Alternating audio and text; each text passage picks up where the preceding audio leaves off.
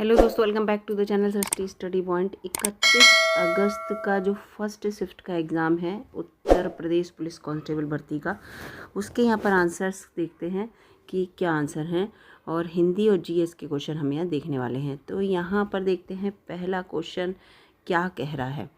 तो ये देखिए, ये पहला क्वेश्चन यहाँ पर ये है कि चमक उठी सन 57 में वो तलवार पुरानी थी, इसका रस भेद बताना है। तो ये वीर रस है ना। खूब लड़ी मर्दानी वो तो झांसी वाली रानी थी, ये वाली है कविता का ये लाइन है। तो इसमें वीर रस है इसका। इसके बाद है मानव शब्द का विशेषण मानवता जो है वो नहीं होगा, यहाँ पर होगा मानवीय। ठीक है। और पिता कहानी के लेखक कौन है? तो ज्ञान रंजन जो है वो पिता कहानी के लेखक हैं। निम्नलिखित में से कौन सा काटना का तत्सम है? तो कर्तन। कर्तन काटना का तत्सम है। इसके बाद आते हैं अगले क्वेश्चन पर।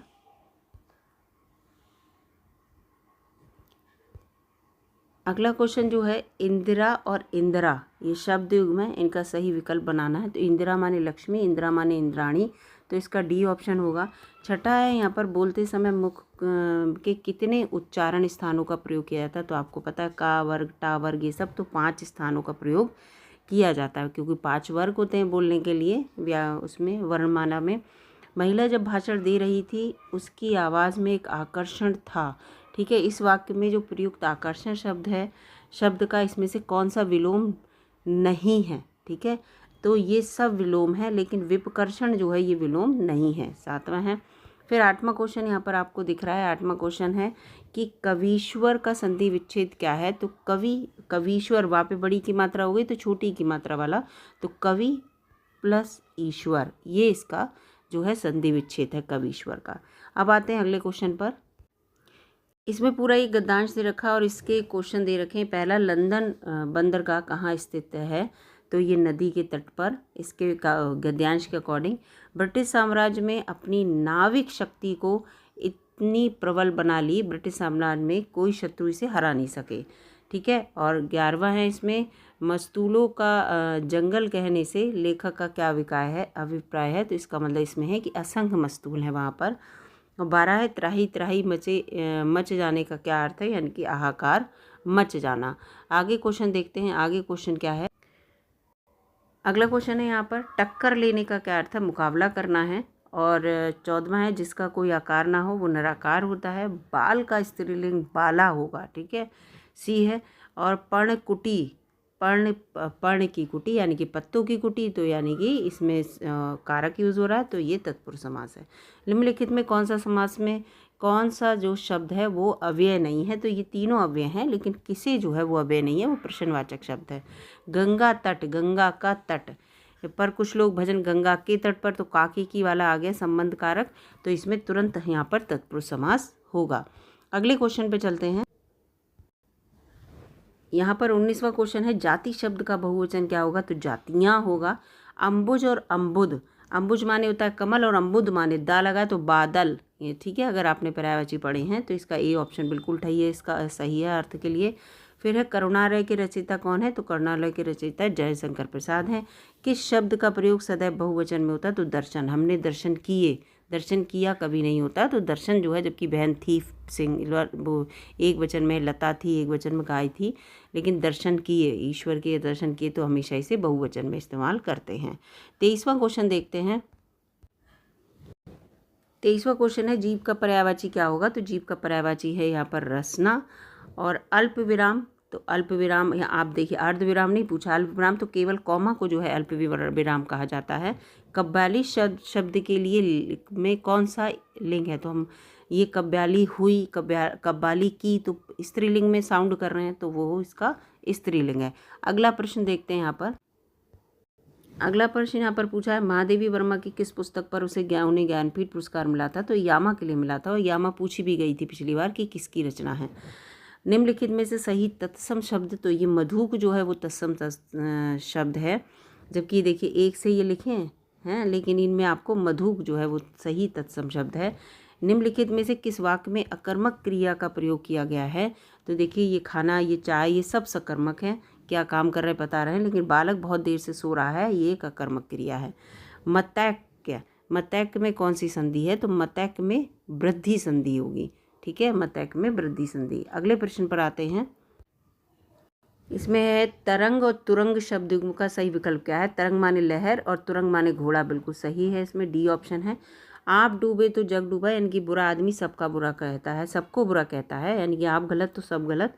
तो ए ऑप्शन इसका है। शाश्वत का विलोम क्या होगा, नश्वर। शाश्वत जो कभी ना खत्म होने वाला होता है, नश्वर जो खत्म हो जाता है।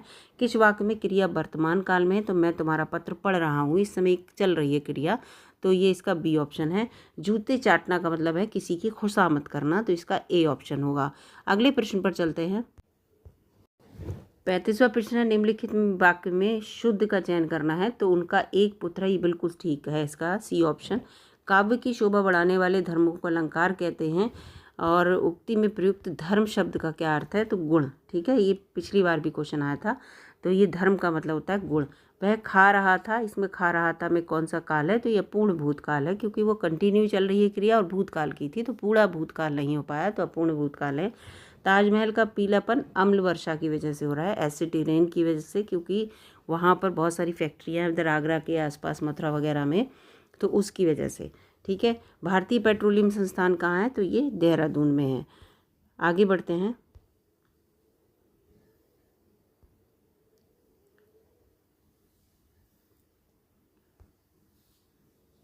अच्छा, यहाँ पर ये देखिए, ये 37 तक तो हिंदी के प्रश्न थे, 38 से आपके जीएस के प्रश्न शुरू हो गए, ठीक है। तो हिंदी और जीएस के क्वेश्चन है, ये जीएस के प्रश्न हो गए यहाँ से 38 से। आगे बढ़ते हैं, अगला क्वेश्चन देखते हैं। ये देखिए, ये देहरादून वाला क्वेश्चन हो गया था पेट्रोल। इसके बाद है 2016 में विमुद्रीकरण के दौरान भारत के वित्त मंत्री कौन थे। देखिए, विमुद्रीकरण का कल क्वेश्चन आया था, उसमें पूछा था कि क्यों विमुद्रीकरण किया गया था। उस समय जो थे वो निर्मला, 2016 में, हाँ, तब से निर्मला सीतारमन ही जो है वो वित्त मंत्री हैं, तो निर्मला सीतारमन जी वित्त मंत्री तब से हैं, तो 2016 से इन्हीं का यहाँ पर ए आंसर होगा। अगला क्वेश्चन देखते हैं। 41वां क्वेश्चन है, मानव विकास सूचकांक यानी कि HDI का मुख्य लक्ष्य क्या है, तो यह है व्यक्तियों के समग्र कल्याण और जीवन की गुणवत्ता का आकलन करना, इसका बी ऑप्शन है। 42वां क्वेश्चन है, भारतीय संविधान की किस अनुसूची और अनुसूची में अनुसूचित क्षेत्रों और अनुसूचित जनजातियों के प्रशासन और नियंत्रण के संबंध में प्रावधान है, तो ये 6ठी अनुसूची में है, ठीक है। अनुसूचित जाति से रिलेटेड 6ठी अनुसूची है। इसके आधार निम्नलिखित में से किसने साप्तांग राजनीति तर्क संगतता का सिद्धांत प्रतिपादित किया, तो ये कौटिल्य थे, ए है इसका। अगला है, उत्तर प्रदेश के उच्च सदन को विधान परिषद कहते हैं, ठीक है, और जो विधानसभा है वो निम्न सदन है। अगले प्रश्न पर आते हैं। 45वां प्रश्न है, इसमें निम्न में से कौन सा कथन क्वांटम उलझाव के बारे में पूछ रहे हैं यहाँ पर, की अवधारणा में सबसे अच्छा वर्णन करता है। तो ये एक ऐसी घटना है जिसमें कण इस प्रकार एक दूसरे से जुड़े रहते हैं कि एक कण की अवस्था दूसरे कण की अवस्था को तुरंत प्रभावित करती है, चाहे उसके बीच कितनी भी दूरी क्यों ना हो। फिर है 46वां क्वेश्चन, निम्नलिखित में से कौन सी भाषा भारतीय संविधान की 8वीं अनुसूची में नहीं है, तो अंग्रेजी नहीं है, ये तो सबको पता होगा, अंग्रेजी इसके अंतर्गत नहीं आती है। 47वां प्रश्न है, प्रसिद्ध कवि तंत्रलोक के लेखक कौन है, तो अभिनव गुप्त हैं इसके तंत्रलोक के लेखक। अंतर्राष्ट्रीय साक्षरता दिवस कब मनाया जाता है, तो ये मनाया जाता है 8 सितंबर को। इसके बाद है कि IMF भुगतान संतुलन नियमावली के अनुसार वस्तुओं के आयात और निर्यात को CIF के आधार पर प्रस्तुत किया जाना चाहिए। अगला प्रश्न है, भारतीय संविधान के अनुच्छेद 340 किससे संबंधित है, तो ये पिछड़े वर्ग आयोग से संबंधित है। अगला प्रश्न है यहाँ पर, भारत में रेड कॉरिडोर क्या है, तो नक्सली माओवादी उग्रवाद से प्रभावित क्षेत्र है, ये बी ऑप्शन है। COBRA केंद्रीय रिजर्व पुलिस बल की एक विशेष अभियान इकाई है, इसका क्या अर्थ है, तो इसका commando battalion for resolute action, ठीक है, commando battalion for resolute action, इसका बी ऑप्शन यहाँ पर ठीक है। अगला क्वेश्चन है यहाँ पर, भारत में राज्य स्तर पर वैट किस वर्ष लागू किया गया, तो 2005 में लागू किया गया। विटामिन C की कमी से कौन सा रोग होता है, तो स्कर्वी रोग होता है विटामिन C की कमी से, ठीक है। सूखा रोग विटामिन D से होता है, तो इसका बी ऑप्शन यहाँ पर ठीक है। अगला प्रश्न है, आर्थिक सहयोग और विकास संगठन किस प्रकार आर्थिक विकास में समर्थन करता है, तो आर्थिक और सामाजिक कल्याण में सुधार करने वाली नीतियों को बढ़ावा देकर। फिर अगला प्रश्न है, किस वर्ष अपोलो 11 मिशन ने चंद्रमा पर मानव को सफलतापूर्वक उतारा था? तो ये 1969 में। ए ऑप्शन 56 का ठीक है। अगला प्रश्न है, विश्व के सबसे बुजुर्ग व्यक्ति का क्या नाम है, जो अप्रैल 2024 में 114 वर्ष की आयु में इनकी मृत्यु हो गई?